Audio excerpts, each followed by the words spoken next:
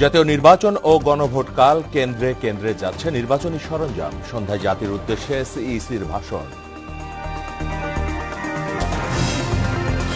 নির্বাচন ঘিরে দেশজুড়ে নিশ্ছিদ্র নিরাপত্তা ব্যবস্থা, সুষ্ঠু ভোট আয়োজনের তৎপর আইন শৃঙ্খলা বাহিনী। শান্তিপূর্ণ নির্বাচনের প্রত্যাশা ভোটারদের। নির্বাচনী ছুটিতে আজও ঢাকা ছাড়ছেন নগরবাসী। রেল স্টেশন, বাস ও লঞ্চ টার্মিনালে ঘরমুখো মানুষের ভিড়।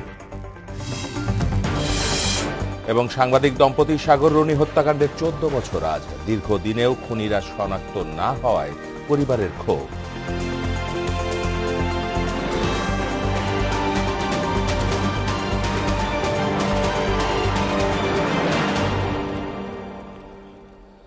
আসসালামু আলাইকুম, স্বাগত মোহনা সংবাদে। এতক্ষণ শুনছিলেন শিরোনাম, পুরো সংবাদে সঙ্গে আছি মাহমুদ হোসেন।